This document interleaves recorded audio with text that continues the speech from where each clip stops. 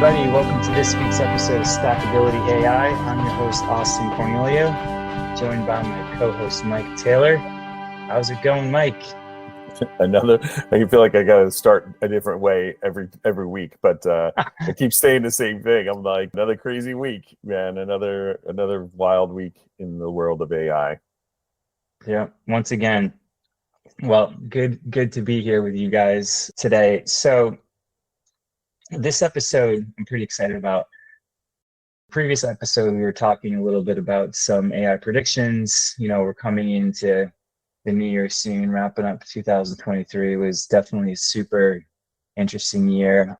I like to think about 2023 as it's kind of like the birth of mainstream artificial intelligence, right? I think it's definitely was the year where everybody, and their mothers, if they're really paying attention, at least could tell you what ChatGPT was and all of this general purpose generative AI, kind of topics were really first and foremost and, in the front of a lot of news and everything. So I thought it would be cool to do a little thought experiment on today's podcast and think about, okay, fine. Like, I think it's safe to say that AI isn't going anywhere, probably going to get more and more embedded in the everyday products that we use. You can see proof in that with the likes of the Gemini launch, and this stuff is going to start creeping into everything. It already has been, but now it's going to be really ramping up, in my opinion. So if this is going to be the case, like, what does the AI future look like? What could we expect? What could we plan for? So on and so forth. So that's what we're going to dive into in today's episode. Yeah, there's so many ramifications for these types of products, because in ways we can think of and ways we haven't even imagined yet, it's going to be able to synthesize data in a way that we haven't seen before. One of the big limitations, or even with the whole cryptology thing, is because we have limited computing power, and we're limited by the amount of energy we can create and how fast the CPUs are, and all these limitations that are seemingly going to disappear one by one. I could see how, I think I saw this week already that AI had solved for a math problem that should take hundreds of years to do on a computer, and nobody could solve it. AI was able to do it. Do you remember what that was? I missed that one. Yeah, that was just this week. It solved for this puzzle, basically, and these are things that were not even in the periphery. It wasn't like AI was being created for that, to solve for mathematical problems. But then it could really become a problem when everything that we have is based on that math problem, and it could break encryption then, and do things like that have like far-reaching ramifications in every aspect of our lives, because everything is protected with a password, and if something or some type of encryption, and if it could be bypassed quickly with anybody could do it with an AI tool, that's very dangerous. Yeah, well, not only that, but math is everything, Mm-hmm. And that's one of the, up until now, probably even now, until we see some more advancements here, the GPT style AI is really not that good at math, believe it or not. Novel algorithms, cracking cryptography and cyber, like anything that has to do with cybersecurity has cryptography behind it. And essentially you're talking about like super complex math problems. So if we're talking about something that can go in and make short work of any of those problems, like, yeah, that's going to be an issue. We're not there yet, at least not that I know of. There's been some rumors around Q-Star and this whole thing about, is that like the next generation of AI algorithms that can actually really do serious math? We'll see. But it's interesting. I missed, whatever headline you're talking about. It would be good to maybe link that, once we find it and put it in the description, because that would be pretty cool. But what does this mean, right? Coming into a new AI year, and more importantly, like, what are some of the things that we would have to wrap our brains around in order to kind of realize this future? So one thing that I've been thinking about really heavily over the last few days is, and it's often kind of unmentioned surprisingly, but everything really revolves around energy, right? You can make the argument that you really can't have any sort of productive, contributing industrial environment without energy. Like, you need energy to do everything. If we took away the energy right now, you'd have nothing, right? One thing about AI is it requires a lot of energy. So if you think about, okay, fine, we have generative AI right now, and it's good at a lot of things. It's pretty expensive. It's expensive to train it, and at scale, it's probably pretty expensive to run it. So that's why you see, really a lot of, I'd say, limited use cases here. Like, sure, people are integrating it into things and they're building things with it, but no one has really used the AI technology that we have right now to basically spin up an entire, like, 100 employees that are doing various things, right? Like, it hasn't gone to that level of replacement yet. So if it did, how would that work? Like, from a cost standpoint, like, how much would that cost energy wise compared to the people that are actually doing those jobs, right? Well, it's crazy because I just was reading that Sports Illustrated is going full AI. They're not even going to have writers anymore. They're just going fully AI. So, that's potentially something like that's potentially a lot of jobs. If you think about the amount of effort and writing that goes into a weekly 52 time a year magazine. I mean, I don't know what their readership is, but that's a lot of people potentially that could just get whacked pretty quick. But you're right, energy is the elephant in the room. I mean, it's funny that when we talk about Bitcoin, it's always framed around energy, but nobody's really talking about AI and that energy consumption. Again, probably enormous. It's probably gonna have a whole fossil fuel problem. People being mad at them for having too much energy or using too much energy and not being green enough and not being that kind of thing. But I think the processing power and the amount of energy consumption is going to be the only thing that would limit where AI can go, because at the end of the day, it's going to be GPUs that need to be fed energy, and at a certain point it's probably going to hit a critical mass where we can't produce enough to make it worthwhile doing or something. I don't know. Yeah, I agree. Well, I think that there's a problem with the fossil fuel aspect of it. Like, let's assume that we're subscribing to the thought that we don't have an abundance of energy supply right now. I think last time I did some research on this, there's something like maybe a century worth of coal, which is a lot, don't get me wrong, but oil reserves are estimated to be maybe a few decades, right? Until those really start becoming completely depleted. But can you run a super futuristic, high-tech, low latency AI universe off of coal? Like, Right. it kind of goes against the whole thing. Like, there has to be different ways. So I just kind of don't see it really scaling on top of our current infrastructure from, like, a power standpoint as it stands right now. It's like, obviously super antiquated.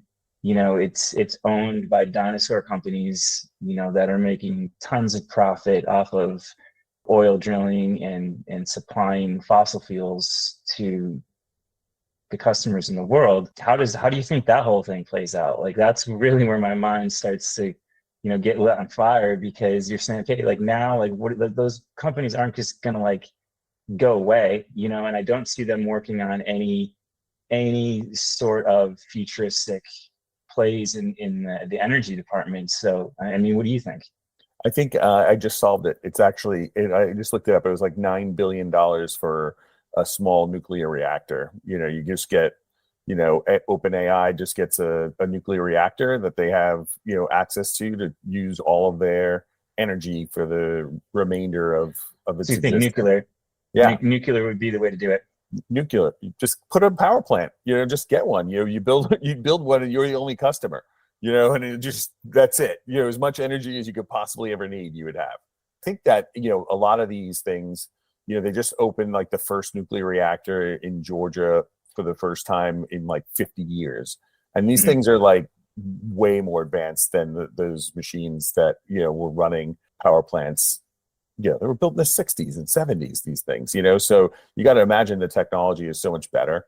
So Yeah, for sure. you could have multiple nuclear reactors in different places, and it wouldn't take that many to give enough power, especially if it's dedicated to only doing that. That'd be you'd be selling off the power just because you wouldn't need that much until you do. Right. Yeah. It's a good point. I think that it would definitely be an option. So maybe like let's keep an eye on that, because I do think that someone's gonna have to get creative with the power situation. You know, I think it would be cool if someone would bring back Tesla's thinking about, harnessing energy at any point from the atmosphere, right? Yeah. Be something like 0 point energy or something, along that line. Be pretty cool. Yeah, I think maybe that's something that AI would be able to kind of help us with, because that's something that all the information is out there, but it's been suppressed for so many years by these, special interests who, they're trying to protect their copyright. And I remember there was like a Munsters like years and years ago, and Grandpa found these pills, or created these pills that you put in a gas tank with water and it turns it into gasoline. And the gas company brought him in for a meeting and then just bought the patent from him basically, and then put it on the shelf. It's like they're that was like That was it. Done. that's it. And like that's the best case scenario. There's probably people getting whacked, and there's a guy that invented how to drive his car with water, and he's having breakfast with his brother, and he gets a cranberry juice, and he takes a sip of the cranberry juice. He runs outside and literally dies of poisoning. And his last words are, "They got me. They poisoned me." And so, these things, this is anecdotal, of course, but, these things have happened. And I think we all know it. That, it seems like every time somebody comes up with an invention that's going to threaten one of the big businesses, they don't stick around too long. But, there are people out there, and the technology is out there. I mean, getting your engine to run on hydrogen is not very difficult. It really just requires an electrical charge to separate the hydrogen out from the water in the H2O. And that's basically what it does. It's called electrolysis, and it like splits the atom so that the hydrogen goes one way and the water goes the other. And you just fill up a tank, and you have your water, and the water turns into hydrogen, and then, you run in your car on it. So that kind of technology has existed for a while. And I think that Porsche is coming out with a car that's supposed to run on water, or their special water, of course. But I haven't heard about the Porsche attempts in it. I do know that I think Toyota or Honda, I can't remember, are basically putting all of their eggs in that basket, which I think is good. I think that it's a bit better than electric in a lot of ways, right? You're able to still have a combustion engine, from what I understand, and you're just changing the fuel source. So it's not like you're completely overhauling the entire drivetrain. You're like, okay, we have this engine that right now is burning gasoline or diesel maybe, but let's tweak it a bit and modify it and turn it into, the engine that you're describing, which I think is pretty cool. And, if we're able, like, we can use this as kind of a positive thing, I think, in terms of the whole AI conversation, because I do think it's going to push people to start working on really taking this sort of technology, more and more seriously, and mass producing it, and giving, more options here when it comes to the energy that we have, at our fingertips in order to power things. So Yeah, I think that part is exciting because if the energy conversation changes, people start realizing that nuclear isn't as scary as you think it is. And I think that's a reliable, consistent source of energy. That's something that it would be a logical next step. Green movement is taken over, and it's more of a frenzy, a hysteric frenzy, than it is a conscientious, thoughtful move. Nobody's talking about the actual costs of things. They're only talking about the price that they get it for. So there's Plus, human. oil is at the end of it. Like that's like what like makes me so frustrated about the whole thing. Like, listen, I love cars. I'm a huge car fan, and I think Teslas are really cool. Some of them are really quite awesome, and I'd probably buy a few of them. But that's not the point. The point is like there's still fossil fuels being burnt at the end of that chain, right? So Oh you yeah, you it can't takes you like every step of the chain. One of the interesting things I heard today was that even if we got rid of all of the combustion engines and the gasoline cars, and we would still 60% of the oil that we pull out of the ground goes to other products. Only exactly 40% is actually used in combustion engines. So 60% are used in plastics and food additives and whatever else, Vaseline, anything that has petroleum jelly, anything is all side of products of the oil. So even if you just replaced the actual combustion diesel and oil and got rid of that stuff, they would still have to pull it out of the ground for all the other things. And then what you would they still have a do? problem. Yeah, what Exactly. would they do with the gasoline then? They're just gonna like pour it in a river. Yeah. you Light it know on fire. Like exactly. Yeah. Like this is the sort of thing, you know? yeah, but to your point, with the electric vehicles and those kind of things, there's nobody's measuring the real cost down the line. When you're talking about slave labor in the Congo, and you're talking about anybody who's mining lithium, that they're slave labor. And then that whole thing gets, how much fuel are they using, and how much all of that stuff, and then shipping it and getting it and storing it and then processing it into something useful. That's why the electric cars, it takes 10 years for you to break carbon even on an electric Yeah. vehicle. And how many of these cars are going to last 10 years? If the Tesla batteries only have an 8 to 10 year shelf life, you're not going to take a 10-year-old car and change a battery when it costs the same as a new Yeah. car.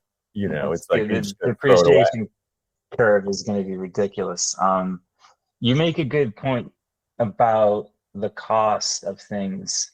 So I'm wondering if given all of this that we're talking about, I'm wondering if we have pretty much everything priced completely wrong because we're not taking into account, all of the detriment, that some of this stuff pays.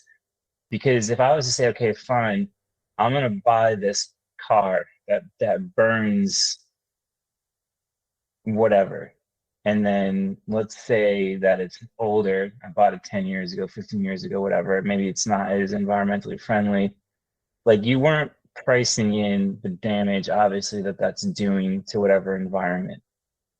And you can make that case with a lot of different things. Yeah. So there's a whole nother conversation to be had about that, and like what happens if like you take that whole thing out of the equation because you don't have to anymore, right? You're not taking that into consideration to begin with, but now like you have a fundamentally different sort of power source that's presumably cheaper.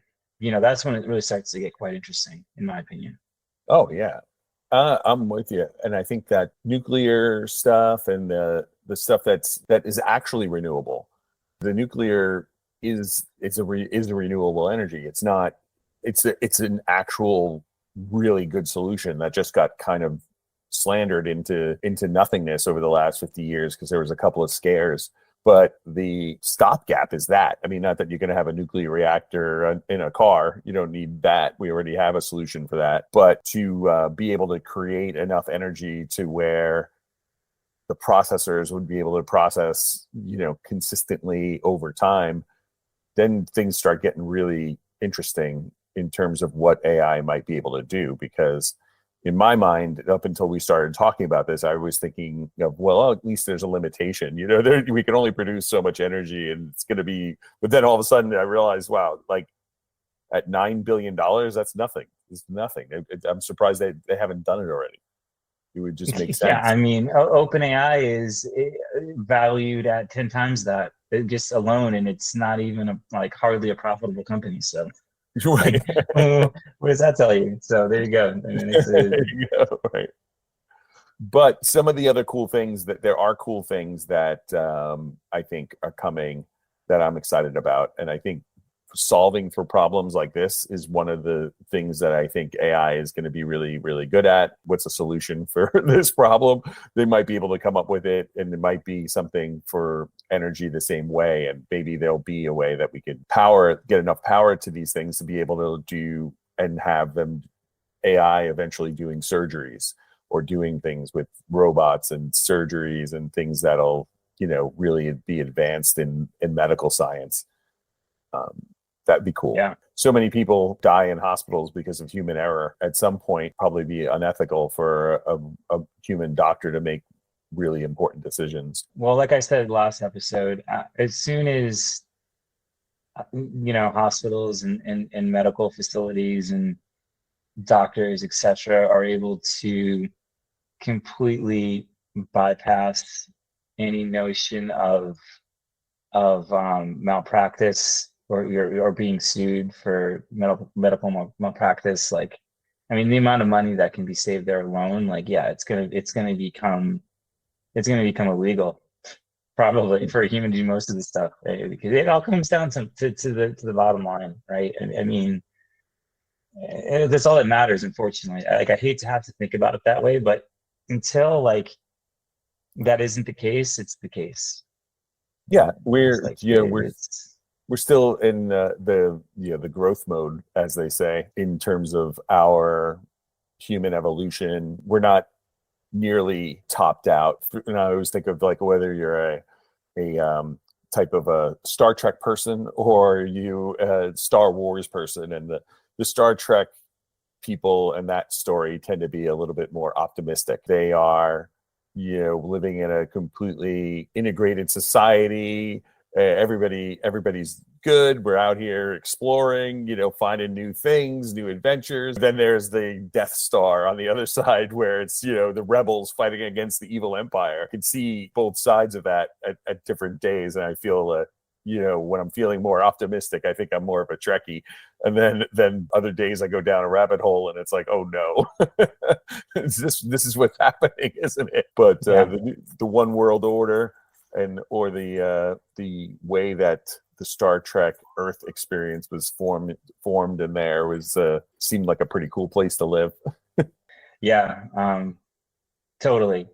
And I think you really, when you start to look at it as just the progression of the evolution of mankind, then it really becomes to be a holy shit kind of moment. Because I can tell you that up until now, there's been no reason to think about it like that. There's been no reason for me to think about where are we on this journey as a species living on planet Earth, right? Obviously we've come from we've progressed through being hunters and gatherers to people who can build stuff, the Industrial Revolution. Now this is a whole other thing that's unfolding, and I'll be honest, I haven't really thought about it deeply up until the last few years. But yeah, it's well, the WEF, that guy, he's the not Klaus, he's the second in command guy. He was talking about how very soon we're going to have a lot of basically in the way people. He was talking about how there's going to be a useless class is the term he used. It's going to be a class of people who are now absolutely useless to the world.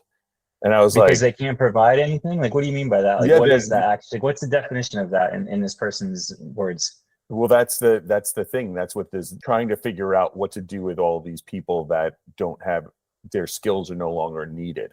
So how are they going to contribute to society?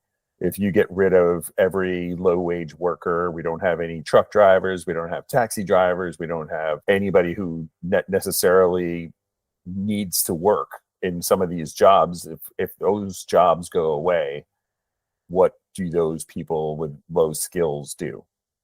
And Well, I that's mean, I think that could be a bigger number than just like this non-producing part of the civilization. I would, I mean, so there is this gentleman from the IMF that wrote a piece recently. I forget the guy's name, but he goes into this sort of thing quite deeply. I think we should do a whole episode on this because I think okay. I mean, it warrants more than just like a bullet point here. But the point is he lays out a whole thing around what would happen, right? And his basically like prediction over the next like 5 to 10 years, and essentially in the lens of how quickly, if we stay on the course of breakthroughs and new technology in terms of any of this AI, like it's gonna be like every 6 months, every year, like there's gonna be another major step forward. So that could only equate into he's estimating like 5 to 10 years, like the majority of the workforce could be completely overtaken by AI in that short amount of time. And this is someone from the International Monetary Fund looking at this. So clearly it's on the radar of people like this, which is I guess that's a good thing, I would think. Um, but it was pretty shocking to hear that, in his opinion, this could be 5 to 10 years off, which is nothing. I mean, that 5 years goes by like that, right? So We already have the robo taxis starting. You're using the trucks on those long calls. They have they've been testing the trucks to do those long haul drives across the country, and that's happening now. So I mean, to scale up, to say if it took 5 years to scale up, that there's going to be mostly robot trucks and mostly robot taxis. So truck drivers aren't going to be needed the way they were. Neither will taxi drivers. Essentially, as quickly as they can roll something like that out, it's going to happen. So I think 5 to 10 years is probably right, because it'll take time to build and that many new cars, new vehicles. They're not going to stop overnight, but yeah, it's coming. it's interesting though, because people freak out around autonomous cars, and every time they try and experiment with one of these autonomous cars, like it fucks up or it like stops in the middle of traffic and everyone freaks out, which is kind of insane. Because on the other hand, you'll have no problem with having like pedophiles run rampant on like social media, and like no, but that's not a problem, right? Like this is the sort of thing that just blows my mind, right? The priorities are just so completely fucked. Yeah, it's what there's no money in it. I don't know. Or the Yeah, people with the money are the that's the ones who thing. are. Like, Yeah, the people who are doing it are the ones who are in power. So it's yeah, it's their bag, it's their thing. But I think with yeah, in terms of the just getting back to the AI stuff, I think there's a lot of potential if it's done right for people to have access to information that they might not have even thought about or considered. And I mean, our conversations go that way. I didn't really think about when you start talking about the future, it changes. It's constantly going to be different, and we go back and forth on the risks versus the rewards. And they're in the short term, the rewards are going to be great, I think, in a lot of ways. But yeah, there is risk. probably. It's the long term situation that really gets freaky. And as much as I'd love to subscribe to all of these people who are like, yeah, abundance, like human beings aren't going to be working. And like, I can't, like, I think that's complete insanity, because in order to achieve that, like, we'll have to completely fundamentally change as a species, because the only thing that matters, I honestly do feel this way at the core, like, we are who we are as a civilization right now because of the greater powers that be, and business and capitalism, and like it or not, just the way that it is, like, especially if you live in the United States or any like Western territory, like, this is the way that it is. So companies that are just profiting hand over fist at the cost of society, like, like, nothing, that behavior isn't going to change, right? And the people that are most guilty of that are the ones pushing this whole thing into motion. Like, you ask anybody off the street, I guarantee you go and you survey 20 people and you ask them what they think about AI and if it's a good idea. Like, the majority of, I think, population, they don't even care. Like, they're not even thinking about it. Like, why would I want that? Why would I want a machine to take my job? Why would I want this? Like, they don't care. So, Yeah. like, you know what I'm saying?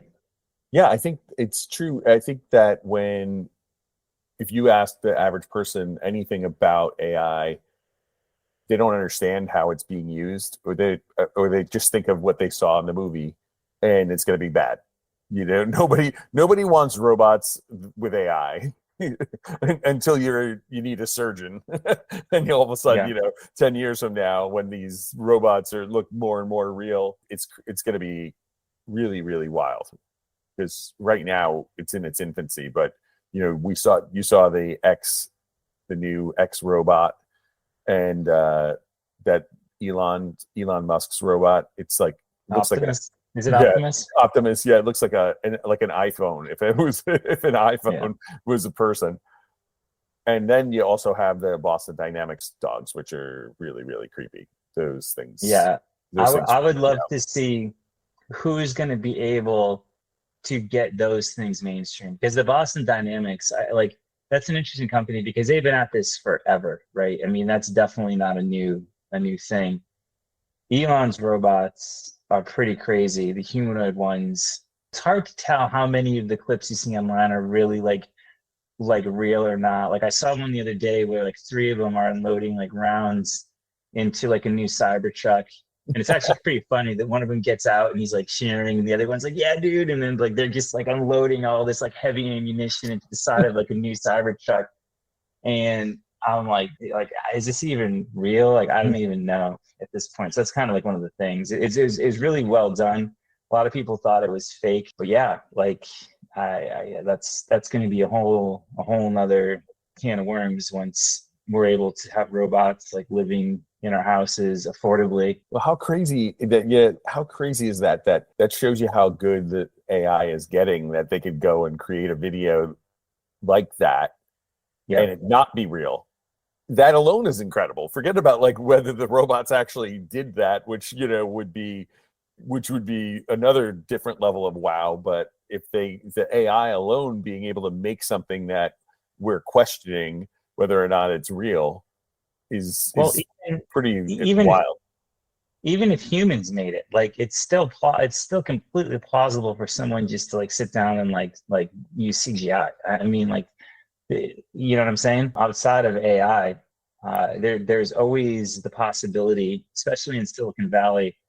There's this whole concept of faking it till you make it. Well, what about the newscast? That newscast, fully AI. Yeah, it was fully AI newscast. Yeah. And it was fully generated by AI and AI anchors who you couldn't even tell, whatever. You could probably... I could tell, though, there's something, with this kind, and that's why I think that you can tell CGI that was composed by human beings with the aid of really good technology, 3D applications, etc., and fully autonomous AI. And I'll tell you what always stands out to me. It's like it speaks to my inner being, and I just know that it's fake. It's got this absence of whatever human like attributes are just completely not there. It just feels cold and it feels like completely lifeless. That's like the best way that I can explain it. And it's not really like it is kind of a visual thing, because I think that like there's this weird like kind of like cold warmth to it. It's the weirdest thing I've ever experienced, but I picked up on it a few times, you know, when I see this sort of AI generated stuff. And maybe humans just know. It's like their spidey sense starts to go off. And like, I'm not everybody, because a lot of people are going to get completely duped by this stuff, but like the really like in tune ones might be able to have some sort of like radar for this crap. But yeah, it's regardless, it's insane. Like that's a whole nother topic. Well, yeah. Well, Austin, just quickly, if you think about now the way we look at things, like, you know, if you ever have a friend on Instagram and they put a filter on, you know, you're always like, what the heck is that? Like, you know, but if you're 20 and you've never seen a picture without a filter on it, that yeah, exactly. That's the whole thing. You know, they're all filtered. They're all have something. So now it's almost like they're trained to not have that same radar that we had, because, you know, we spent so much more time face to face and spending time, you know, in each other's presence when we were kids, that we get to feel how it feels to be around other people. And now that kids nowadays are being robbed of that largely, unless you live in a city where you can have friends that are close and, you know, have those things. But most of the time, everything's such a controlled operation with parents and kids. Everything's, you know, monitored, and they know exactly where they are, and they know exactly what's going on, and they're, you know, only spending time with their family really, and not so much getting that vibe going. I think there's a lot of that stuff that we had growing up, not being allowed to stay in the house. We always had to be outside. We were always running around. We're always playing, doing those things that these kids today don't necessarily get a chance to do as much. And I think that's where that intuition gets honed. It all comes down to parenting, because in a lot of ways, like, go outside. Like, why not go outside, right? I wish more parents would do that, but you know, everyone's so busy and whatever, consumed in other crap. But yeah, let your kids go outside. Yeah, for sure. All right. Well, you know, I think that does it for this week's episode. So what do you guys think? You know, let us know. What do you think of my nuclear reactor idea?